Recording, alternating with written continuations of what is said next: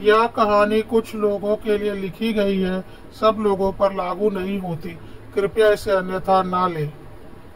आइए जानते हैं आज के समाज की कड़वी हकीकत।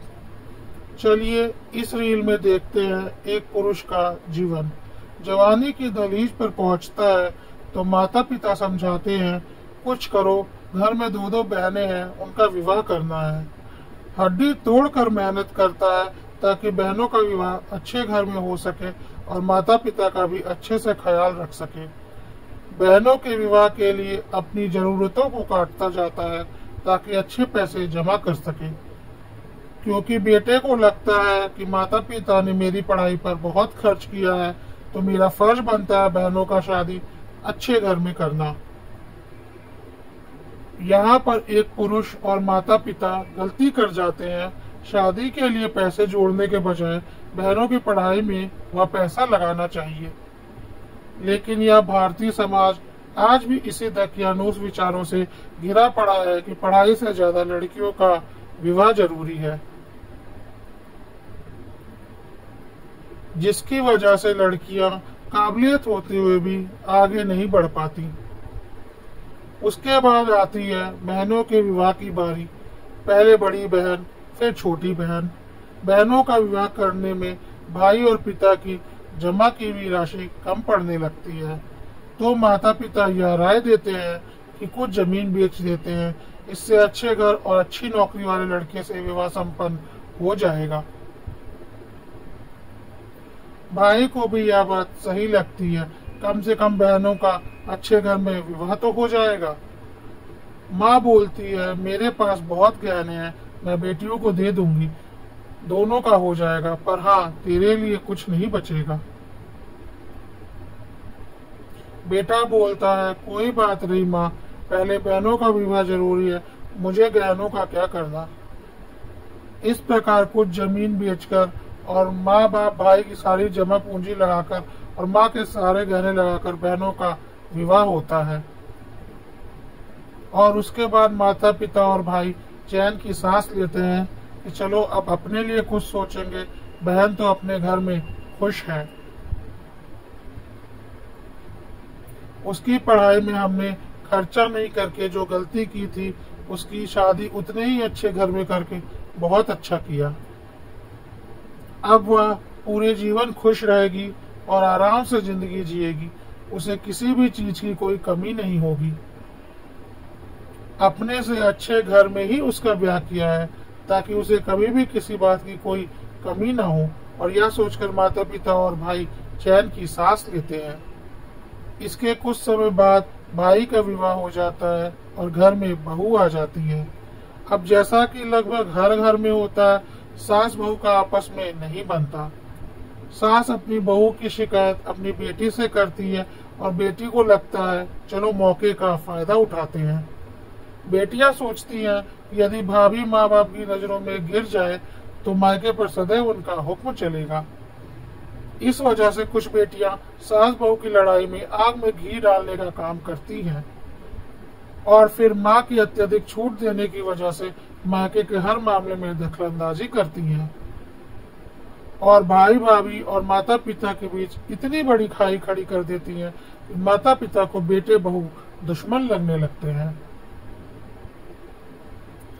और माता पिता वही करते हैं जो बेटी सिखाती है। उनकी नजर में बस उनकी बेटी सही होती है, बाकी कोई नहीं। उसके बाद बेटी माता पिता को यह सिखाना शुरू करती है कि तुम दोनों को भाई भाभी कभी पूछने वाले नहीं, तुम्हारा बुढ़ापा बहुत ही कष्ट में गुजरेगा, इसलिए मुझे मेरा हिस्सा इस घर से दे दो, फिर मैं तुम दोनों का जीवन भर सेवा करूंगी और बेटी के पास तुम आराम से रहना। माता पिता बेटे की इस झांसे में आ जाते हैं और उसका हिस्सा देने को तैयार हो जाते हैं। ऐसा करने से पहले एक बार भी नहीं सोचते कि इससे हिस्सा होगा किस दौलत का, बेटे के लिए आखिर बचा ही क्या है। इसके बाद वह अपने बेटे बहू से बेटी का हिस्सा लगाने की बात करते हैं, और जब बेटा यह बोलता है कि बेटियों की शादी में तुम्हारे सारे जेवर और काफी जमीन बिक चुकी है, अब बचा ही क्या है, तो माता पिता का यह जवाब होता है कि क्या बेटियों की शादी नहीं करते, उन्हें घर में बिठा कर रखते। उसके बाद एक मजबूर बेटा कर ही क्या सकता है, वह चुप हो जाता है, जैसा तुम लोगों को ठीक लगे। ऐसा करने से पहले माता पिता एक बार भी यह नहीं सोचते कि बेटे ने अपनी सारी जमा पूंजी इन बहनों की शादी में लगा दी। माता पिता की भी सारी जमा पूंजी और जेवर बेटे की पढ़ाई और बेटों की शादियों में निकल गई। कुछ जमीन भी बिक गई। अब बेटे के लिए बचा ही क्या है जिसका कि हिस्सा लगेगा। और बेटा उधर यह सोच रहा होता है कि इससे अच्छा होता कि माता पिता ने भी बहनों को भी मेरी तरह पढ़ाया होता। कम से कम वह यह तो नहीं बोलती कि हमारी पढ़ाई में कौन सा खर्चा किया है। साथ ही साथ बेटों को यह भी लग रहा होता है कि मुझे पढ़ाया भी गया था बलि का बकरा बनाने के लिए। खैर, इसमें वह कुछ भी नहीं कर सकता था, क्योंकि माता पिता को उसकी धर्म पत्नी पसंद नहीं थी और अपनी धर्म पत्नी को वह छोड़ नहीं सकता था। इसके बाद माता पिता घर और बचे हुए जायदाद का हिस्सा बंटवारा कर देते हैं।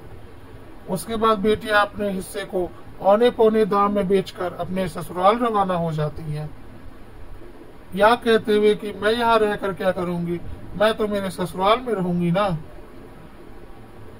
उसके कुछ दिनों बाद जब माँ बेटी को फोन करके बोलती है कि तेरी भाभी मेरा ठीक से सेवा नहीं करती, तू आ जा, तो बेटी बोलती है, यह कैसी बातें कर रही हो माँ, मैं मेरे सास ससुर की सेवा करूं या तुम्हारी और पिताजी की।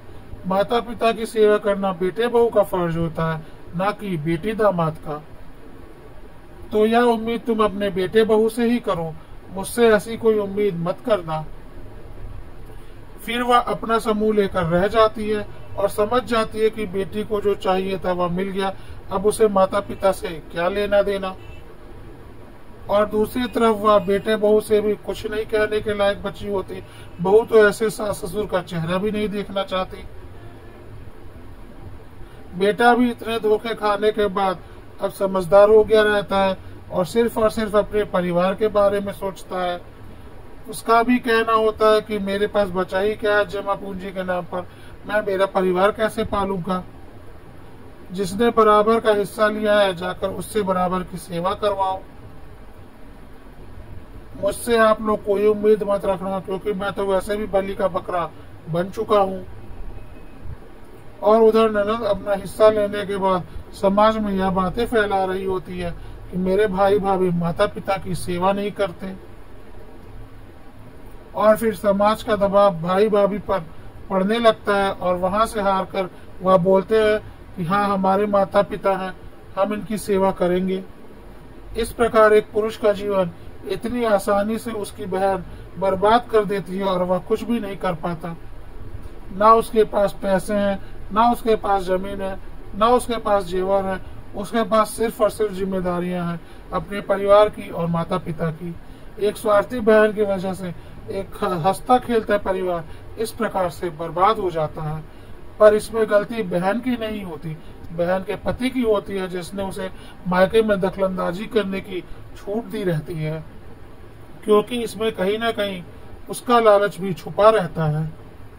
और गलती बेटी के माँ की होती है, क्योंकि वह बहू को कभी अपना ही नहीं पाई, उसके लिए बेटी ही सब कुछ थी। और बेटी ने इसी का फायदा उठाकर बस अपना उल्लू सीधा किया था। जिस बेटे को पाने के लिए माता पिता लाख दुआएं करते हैं कि उनका वंश आगे बढ़ेगा, उसी बेटे को तड़पाने, तरसाने और धिक्कारने में माता पिता कभी कोई कमी नहीं छोड़ते। और यही कड़वी हकीकत कुछ घरों में जोर शोर से चालू है। यहाँ पर सब घरों की बात नहीं हो रही, कुछ घरों की बात हो रही है। कृपया इसे अन्यथा ना लें।